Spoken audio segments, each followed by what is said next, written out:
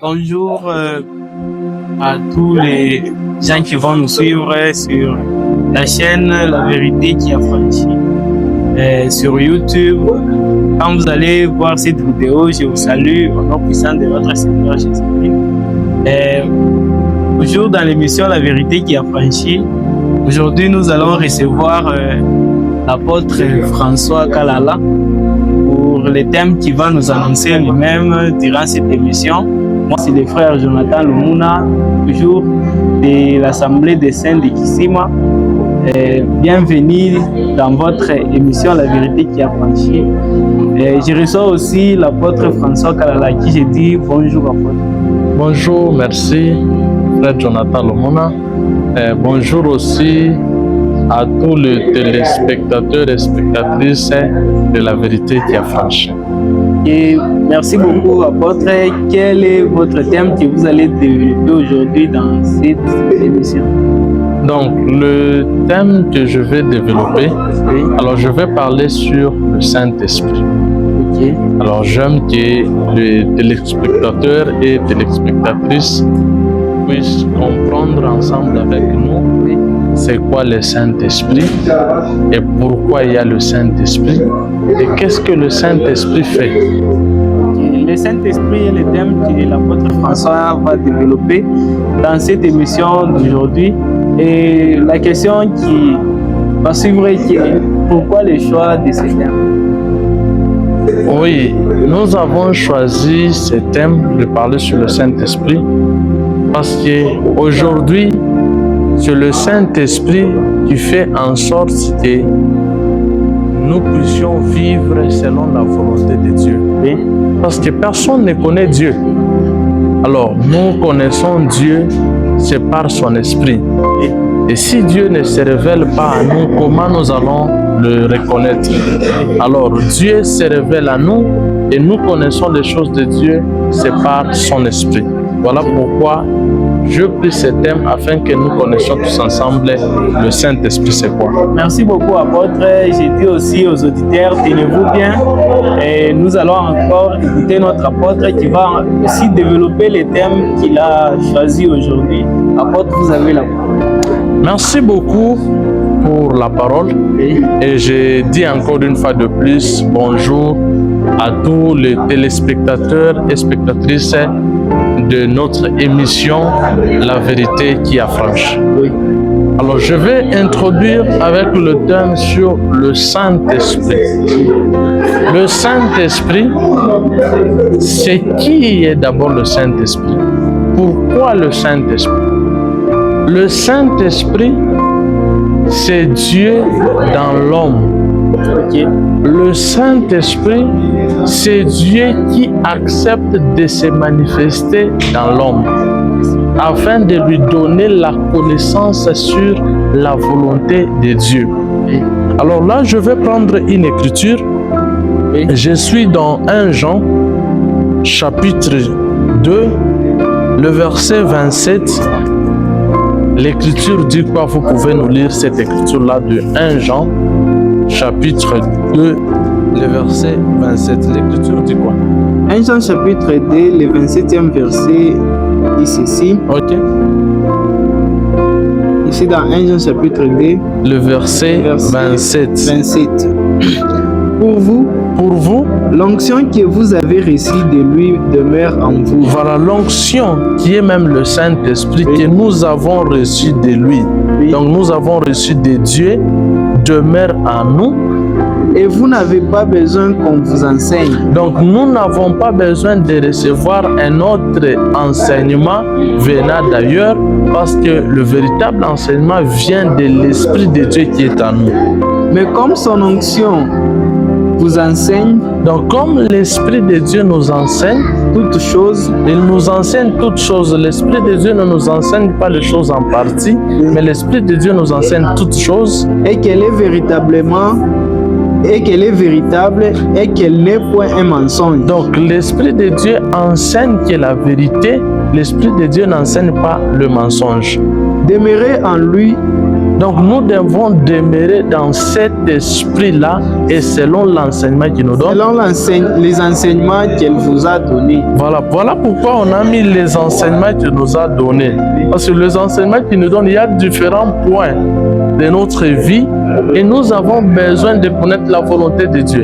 La volonté de Dieu n'est pas limitée à un seul point, mais la volonté de Dieu comprend plusieurs points que nous devons pratiquer, que nous devons faire, mais c'est l'Esprit de Dieu qui est en nous, qui nous enseigne ces choses-là, qui nous montre ce que nous devons faire. Voilà pourquoi je me qu'on puisse parler sur le Saint-Esprit, et je dis le Saint-Esprit, c'est Dieu en nous. Donc Dieu en nous, c'est ça le Saint-Esprit, et il nous enseigne pour faire sa volonté. Voilà, partant de là, cela nous permettra encore de nous poser une question. La question que je vais poser, c'est pour nous permettre encore à mieux développer, pour comprendre l'œuvre du Saint-Esprit. Alors, pour avoir le Saint-Esprit, il faut faire quoi? Parce que le Saint-Esprit, c'est l'Esprit de Dieu. Mais comment Dieu va nous donner son esprit? Comment nous devons recevoir cet esprit de Dieu? Parce que si nous ne savons pas de la manière dont nous devons recevoir l'esprit de Dieu, nous chercherons à connaître les choses de Dieu et il nous est impossible de connaître ces choses-là. C'est ça. Parce que les choses, nous ne les connaîtrons que par l'esprit de Dieu. Mais comment nous devons avoir cet esprit de Dieu? Alors la réponse nous est donnée dans Ephésiens chapitre 1, le verset 13, vous pouvez nous lire ça. Nous allons lire Ephésiens chapitre 1, le 13e verset, il est écrit. Ok. En lui vous aussi, oui, après avoir entendu la parole de la vérité. Donc en lui vous aussi, donc vous qui êtes en Jésus-Christ, Oui. vous, après avoir entendu la parole de la vérité. Donc vous êtes entré en Jésus-Christ, c'est qu'après avoir entendu la parole de la vérité. Or, dans 1 Jean, on nous a dit que son enseignement est véritable. Donc le Saint-Esprit enseigne la parole de la vérité. Donc après avoir entendu cette parole de la vérité, l'évangile de votre salut. Voilà, c'est cette parole de la vérité qui est l'évangile de notre salut. En lui vous avez cru. Donc en lui, nous avons cru. Donc en cet évangile, nous avons cru. Et vous avez été scellés du Saint-Esprit qui avait été promis. Ah voilà, donc nous avons reçu le Saint-Esprit qui avait été promis. Parce que Dieu a fait la promesse à nous qui allons croire en la vérité pour qu'il puisse nous donner l'Esprit. Je pense que nous sommes d'accord. Oui. Alors quand nous recevons l'Esprit, mais comment nous recevons l'Esprit? Nous recevons l'Esprit partant de la parole de la vérité que nous avons écouté. Pardon, apôtre. Oui. Oui, aujourd'hui, il y a beaucoup de gens qui se prétendent prêcher la parole de la vérité. Il y a des assemblées différentes par-ci, par-là. Et tous se réclament prêchant la vérité. Mais ils sont différents dans leur doctrine, dans leur manière de pratiquer. Maintenant, comment les gens vont découvrir que ça, c'est ça même la vérité? Ah voilà, c'est une très belle question qui nous permettra encore, vous et moi et les téléspectateurs et les téléspectatrices, de comprendre où est la vérité, où sont les gens qui prêchent la vérité et la vérité est comment. Oui. Alors la vérité de Dieu comprend deux parties. Oui. La première partie de la vérité de Dieu, c'est de révéler à l'homme le péché. Après avoir révélé le péché, la deuxième partie comprend maintenant la pratique de la vérité. Parce qu'une fois qu'on te révèle la vérité, le péché, c'est partant de ça que tu arriveras à comprendre que non, je suis aussi dans le péché, je dois abandonner le péché. En d'autres termes, ça comprend deux choses, la repentance et la sanctification. Donc tu te répands pour la sanctification. En d'autres termes, tu te répands, tu abandonnes le péché pour la pratique de la vérité. Oui. Maintenant, le véritable évangile ou la parole vraie, c'est ce qui te fait connaître le péché. Cette parole qui ne te fait pas connaître le péché, ce n'est pas la vérité, c'est un mensonge. Alors, je vais prendre quelques exemples qui nous permettra peut-être à comprendre. Oui. Je donne un exemple. Vous êtes dans une vérité que vous-même vous appelez comme étant la vérité, mais on ne vous dit pas qu'un enfant de Dieu ne peut pas se faire tresser les cheveux. Ça, je suis, que ce soit un homme, que ce soit une femme. Un enfant de Dieu ne peut pas se faire tresser les cheveux. Vous avez une écriture qui vous appuie? Oui, les écritures sont là. Oui. Je commence avec une écriture qui est dans 1 Timothée, chapitre 2. Alors, je veux que cette écriture, nous la commencions à partir du verset 3 jusqu'au verset 10. Peut-être cela nous permettra, vous pouvez nous lire cette écriture un peu vite pour 1 que nous Timothée puissions chapitre expliquer. 2, oui, verset 3 à 10, il est écrit. Ok. Cela est bon et agréable devant Dieu notre Sauveur. Donc l'apôtre Paul commence par écrire à Timothée, il dit à Timothée, cela est bon et agréable devant Dieu notre Sauveur. Qui veut que tous les hommes soient sauvés et parviennent à la connaissance de la vérité. Donc il dit à Timothée, Timothée, la volonté de Dieu c'est que tous les hommes soient sauvés et que ces hommes-là parviennent à la connaissance de la vérité. Car il y a un seul Dieu. Donc il y a un seul Dieu, Timothée. Et aussi un seul médiateur entre les hommes. Donc Timothée, tu dois savoir qu'il y a un seul médiateur entre les hommes et Dieu. Les hommes, oui. Oui. Jésus-Christ, homme. Donc c'est Jésus-Christ qui s'est fait homme. Donc le Jésus-Christ qui a marché parmi les hommes, c'est celui qui est médiateur entre Dieu et les hommes. Qui s'est donné lui-même en rançon pour tous. Donc Jésus-Christ s'est donné en rançon parce que lui-même dans Jean 10, il nous dit j'ai le pouvoir de donner ma vie. Je donne ma vie pour mes brebis. Donc comme il donne sa vie, c'est par là l'apôtre Paul dit à Timothée, Timothée, lui qui s'est donné lui-même en rançon. C'est là le témoignage rendu en son propre temps. Voilà, c'était ça le témoignage rendu en son propre temps. Donc quand tu as entendu qu'il y avait eu un Jésus-Christ qui était mort, il est mort, c'est pour se donner en rançon pour nos péchés. Et pour lesquels j'ai été établi prédicateur et apôtre. Comme Jésus-Christ est mort à la croix pour les péchés, et moi partant de ce témoignage, moi Paul, j'ai été établi prédicateur et apôtre. Il prend des choses là-bas. Oui. Prédicateur et apôtre. Qui est un prédicateur? Oui. Un prédicateur, c'est celui qui amène les gens à la repentance. Donc il prêche pour que les gens puissent se repentir afin de se convertir. Et puis dit prédicateur et apôtre. Qui est apôtre? Apôtre, c'est un ministre de Jésus-Christ qui a la connaissance pour le perfectionnement de saints. Donc là, il soulève des choses. Il y a la prédication, il y a l'enseignement. C'est ce que je vous ai dit. La vérité de Jésus-Christ comprend deux choses. Il y a la repentance et la sanctification. Donc là, il présente comment il est prédicateur pour la repentance, il est apôtre pour l'enseignement. Et il a été établi, c'est partant du témoignage de Jésus-Christ. Continuez. J'ai dit la vérité, je ne mens pas. Il dit, moi, Paul, j'ai dit la vérité, je ne mens pas. Chargé d'instruire les païens dans la foi et la vérité.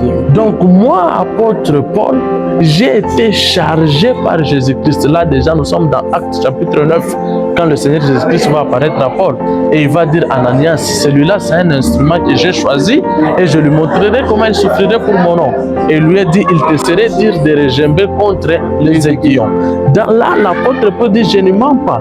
J'ai été chargé. Donc, je ne me suis pas choisi moi-même, mais j'ai été chargé pour instruire les païens.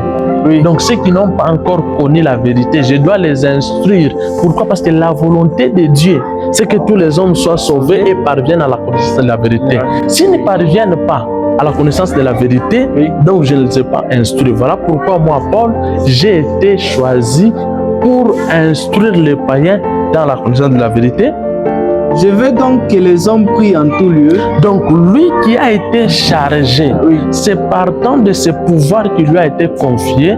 Voilà pourquoi il dit je vais. Cette volonté qu'il dit je vais, ce n'est pas sa propre volonté, parce que dans le verset 3, il t'a montré la volonté de Dieu. C'est que les hommes soient sauvés parviennent de la connaissance de la vérité. Donc ce qu'il veut pour vous, c'est que vous parveniez à la connaissance de la vérité. Voilà pourquoi il dit si vous voulez parvenir à la connaissance de la vérité, je veux, moi qui ai été instruit, que les hommes prient en tout lieu, en élevant de mains pures, donc ils puissent élever le main pire, sans colère ni mauvaise pensée.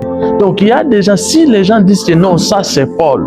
Donc quand Paul dit je veux que tous les hommes prient en tout lieu en élevant le main pire. Donc si c'est Paul, vous élevez avec prier en élevant le main impire. est-ce que vous allez accepter ça? Non. Vous allez dire non, il faut élever le main pur. Donc ce que l'apôtre Paul a dit, c'est la vérité, parce que ça fait partie de la vérité de Dieu. Continuez. Je veux aussi que les femmes... Donc son vouloir n'est pas seulement que les hommes puissent élever le main pur, mais il veut aussi, parce qu'il veut, il sait que la volonté de Dieu, c'est que les hommes parviennent à la connaissance de la vérité. Parce que c'est ici, les gens n'ont pas la vérité, c'est moi qui dois les instruire. C'est en instruisant qu'il montre comment les hommes doivent faire. Et il dit aussi que les femmes, il dit, je veux aussi que les femmes, vêtues d'une manière décente, donc tu puisses te vêtir d'une manière décente, d'une manière respectueuse. Avec pudeur et modestie. Avec pudeur, donc quelque chose qui ne touche pas la pudeur. Donc la femme, dans sa manière de s'habiller, qu'elle puisse s'habiller de la manière dont les choses ne puissent pas toucher à la pudeur. Donc si la femme, elle est en courte jupe, en mini-jupe dans sa chambre, il n'y a pas de problème. Mais une fois que la femme va sortir dehors, où il y a des gens qui vont le voir, ça va toucher directement à la pudeur. Donc la femme ne peut pas s'habiller impudiquement, mais la femme doit s'habiller pudiquement. Donc doit s'habiller d'une manière pudique, afin qu'elle ne puisse pas salir la pudeur et qu'elle ne puisse pas être impudique. C'est ce que l'apôtre est en train de dire. Donc partant de ça, cette écriture, c'est à celui qui a l'Esprit de Dieu. Vous prenez déjà 1 Corinthiens, chapitre 2, prenez le verset 13. Là, on va revenir sur cette écriture-là. Oui, nous allons lire 1 Corinthiens, chapitre 2. Amen. Le 13e verset, il est écrit. Oui, 1 Corinthiens 2, 13. Le verset dit quoi? Et nous en parlons. Oui.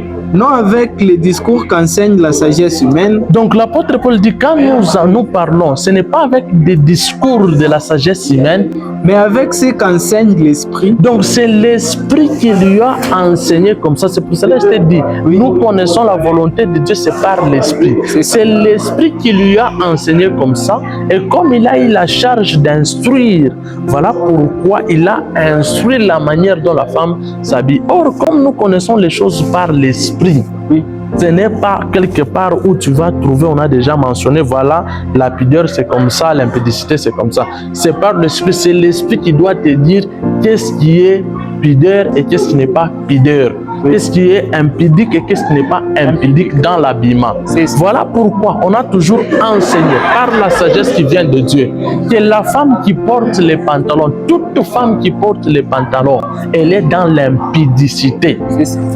Elle n'est pas habillée d'une manière décente, quelle que soit la forme de son pantalon. La femme n'est pas habillée décemment, elle est habillée impudiquement. Donc la femme qui met des culottes, de pantalons, que ce soit je ne sais pas quelle forme, elle est dans l'impudicité. Parce que ça touche directement à la pudeur, quelle que soit la culture. Parce qu'il n'y a aucune culture sur cette terre qui va me dire que non, ils ont commencé à porter le pantalon. Non, il y a eu un temps, le pantalon a commencé à exister. C'est ça.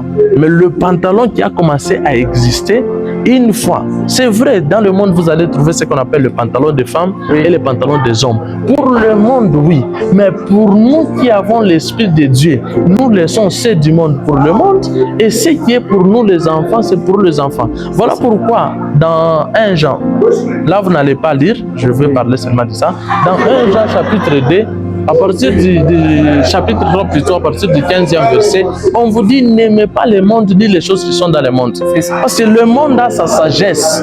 C'est la sagesse du monde qui a appris qu'il y a le pantalon d'homme et le pantalon de femme. Mais avec la sagesse qu'enseigne l'Esprit de Dieu, nous, il n'y a pas de pantalon pour les femmes et les pantalons pour les hommes. Il n'y a que le pantalon pour les hommes, il n'y a pas de pantalon pour les femmes. Toute femme qui porte le pantalon, elle est dans l'impudicité. Retournons dans 1 Timothée 2, 9, là où nous étions. Au verset 9. Oui. Je recommence le 9e verset. Ok. Je veux aussi que les femmes. Ok. Je veux aussi que les femmes. D'une manière décente. Donc, qu'ils puissent se vêtir d'une manière décente. Avec pudeur et modestie. Ok.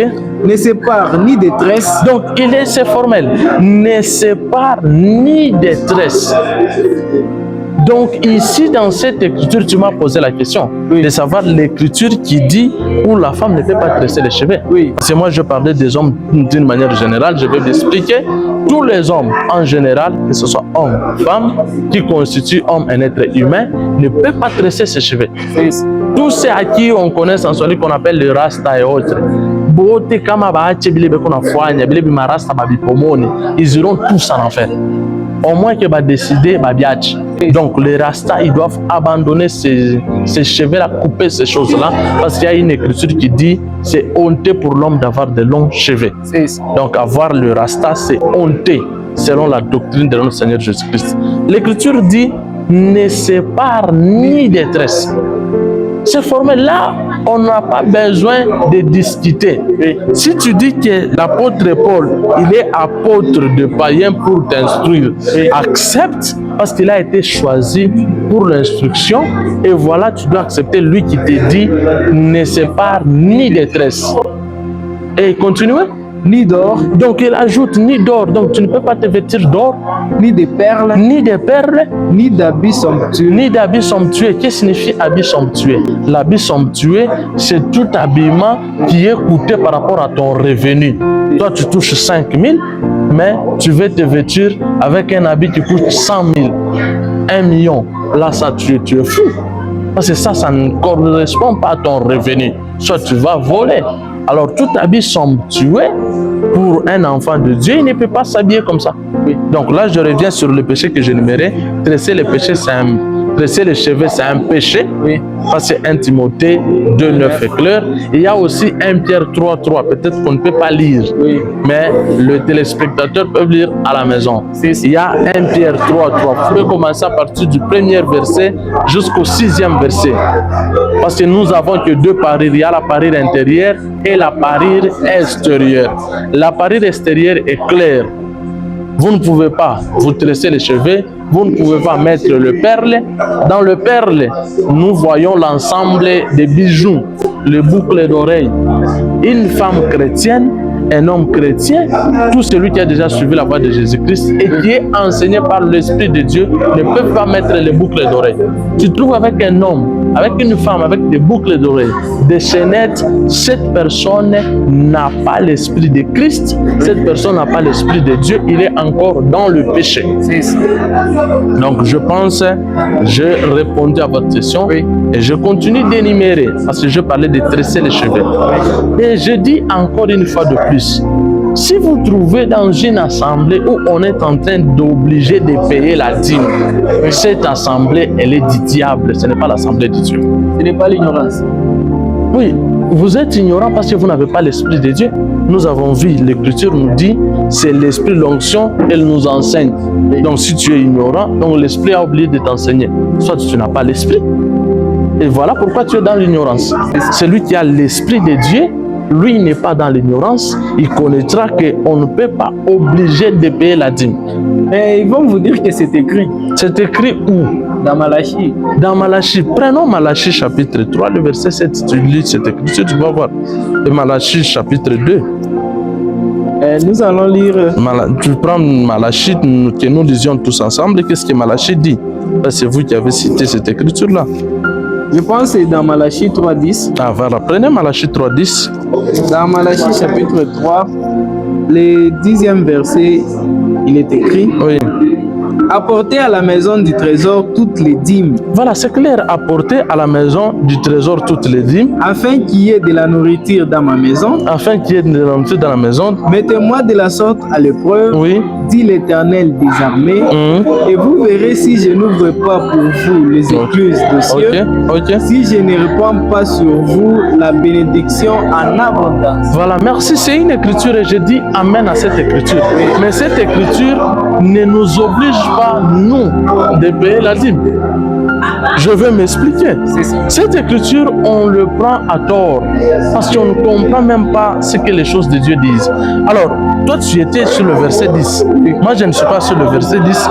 Je remonte un peu. Alors, je suis sur le verset 6. Commençons par le verset 6. Le verset 6e de Malachie 3, il est écrit. Oui. Car je suis l'Éternel. Ok, il dit je suis l'Éternel. Je ne change pas. Moi, l'Éternel, je ne change pas. Et vous, Oui. enfants de Jacob, Et vous?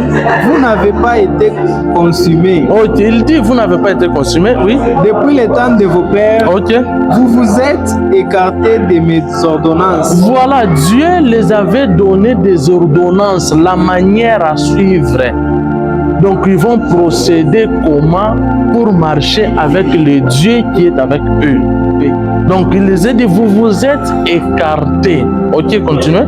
Vous ne les avez point observés. Donc vous n'avez pas observé mes ordonnances. C'est dans les ordonnances de Dieu qu'il a donné à Israël. C'est là où nous allons trouver la manière de donner la dîme. Mais ce sont des ordonnances. Quand tu es avec un médecin, il t'écrit c'est une ordonnance. Donc il te prescrit la manière dont tu vas prendre ces médicaments.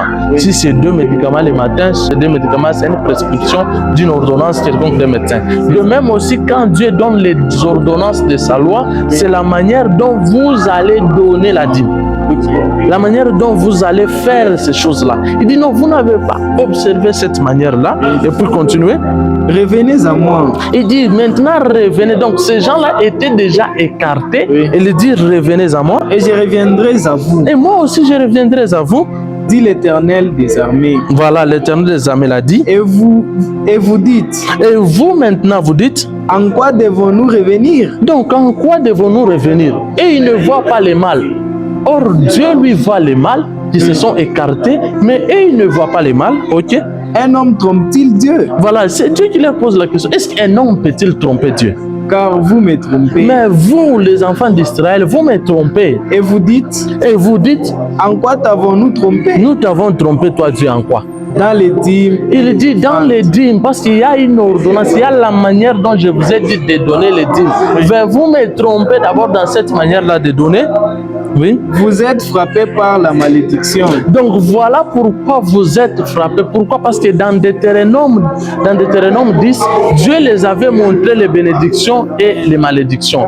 Il les avait dit, une fois que vous faites ce que je vous dis, voilà moi Dieu, je ferai ça, je ferai ça, je ferai ça. Et la dîme là que tu dis qu'il donnait la dîme, il donnait la dîme parce que Dieu le bénissait. Parce que Dieu donnait la pluie, Dieu donnait le soleil et il trouvait, et il y a la manière. Les téléspectateurs, eux, vont lire dans Deutéronome chapitre 14. C'est là qu'ils vont trouver la manière de donner la dîme. Mais pour nous, il nous a été dit de donner selon les désirs de notre cœur, sans contrainte ni tristesse. Ça, c'est clair. Ouvre-moi là où je vais chuter. Ouvre-moi 2 Corinthiens, chapitre 9, le verset 7. L'écriture nous dit quoi? 2 Corinthiens chapitre 9, le 7e verset, il est écrit. Oui. Que chacun donne comme il a résolu, Que chacun donne comme il a résolu, sans tristesse ni contrainte. comme il a résolu dans son cœur, sans tristesse ni contrainte. Car Dieu aime celui qui donne avec joie. Car Dieu aime celui qui donne avec joie. Mais pour elle, la dîme, tu sais que si tu ne donnes pas la dîme, parce qu'il y avait la dîme d'1 année, il y avait la dîme de 3 ans. Oui. Et on avait donné la manière de donner cela. Mais aujourd'hui, il n'y a pas ces obligations-là. Voilà pourquoi j'ai dit, toute assemblée qui oblige aux gens de payer la dîme, c'est une assemblée du diable. Et en plus, il n'y a jamais eu la dîme en espèces, en monnaie. Tu viens avec, comme aujourd'hui nous avons des monnaies en papier. Tu viens avec des monnaies en papier, de l'argent en papier, tu donnes. Il n'y a jamais eu dans la Bible cette dîme-là. La dîme, c'est donné en nature. C'est ce que Dieu a prescrit. Mais vous avez des assemblées où vous payez, où on oblige des gens de payer la dîme. Avec quel genre d'écriture? Et avec ces enseignements, vous n'êtes pas dans la vérité et vous n'avez pas le Saint-Esprit. Parce que si vous avez le Saint-Esprit devait vous enseigner selon la vérité de Dieu. Merci beaucoup, apôtre. Nous avons entendu comment vous avez développé votre thème sur le Saint-Esprit. Nous avons vite compris qu'il y a des gens qui se réclament serviteurs de Dieu et qui ne le sont pas en vérité parce qu'ils obligent les gens à payer la dîme et ils laissent les femmes tresser dans leurs assemblées, je pense. Oui, parce qu'ils enseignent selon la sagesse de ce monde, ils n'enseignent pas selon la sagesse qu'enseigne l'Esprit de Dieu. Merci. C'est celui qui enseigne avec la sagesse viennent de l'Esprit de Dieu, il dira les choses que je les dis, parce que ce n'est pas moi qui les ai écrits, mais c'est l'Esprit qui a inspiré aux gens d'écrire et nous enseignons selon l'Esprit de Dieu. Merci beaucoup, apôtre. Merci aussi à tous nos téléspectateurs de nous avoir accordé le temps de suivre l'émission La Vérité qui a franchi. Vous avez été nombreux à nous suivre depuis le début et nous voici arrivés au terme de cette émission. Je vous dis bye et à la prochaine.